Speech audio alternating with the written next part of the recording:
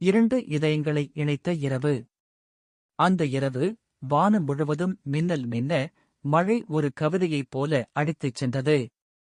சென்னையின் ஒரு அழகிய கடற்கரையில் ஆரவ் தனது பரபரப்பான வாழ்க்கையின் சுமையிலிருந்து ஓய்வைத் தேடி, நள்ளிரவில் கடலின் அலையை சிறிது நேரம் சிந்தனையுடன் பார்த்துக் கொண்டிருந்தான்.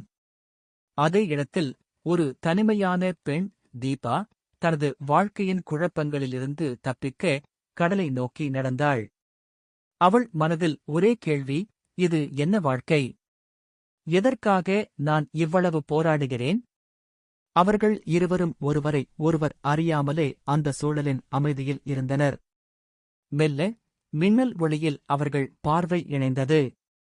தீபா சிரித்து, நான் உங்கள் சிந்தனையை கெடுக்கிறேனா என்றாள். ஆரவ் சிரித்து, இல்லை.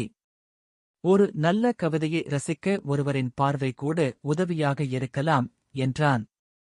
இந்த உரையாடலால் இருவரும் தங்கள் மனதில் ஒளிந்திருக்கும் உணர்ச்சிகளை பகிர்ந்து கொள்ளத் தொடங்கினர். தீபா சொன்னாள், என் வாழ்க்கை ஒரு கோலமில்லா வரைபடம் போல இருக்கிறது. என்ன தேடுகிறேன் எனக்கூட தெரியவில்லை. ஆரவ் அவளை நோக்கி, தடங்கள் இல்லாமல் வாழ்க்கை ஓர் ஆழமான கடலாக இருக்கும்.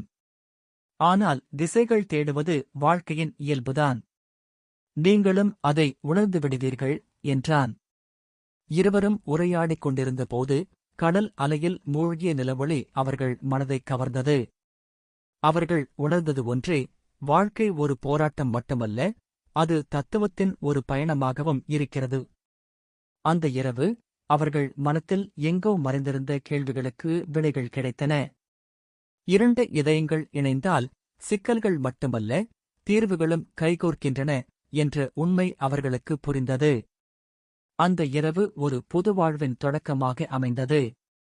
அவர்கள் தங்கள் அனுபவங்களால் மட்டுமல்ல, தத்துவ நெருடல்களாலும் இணைந்தனர்.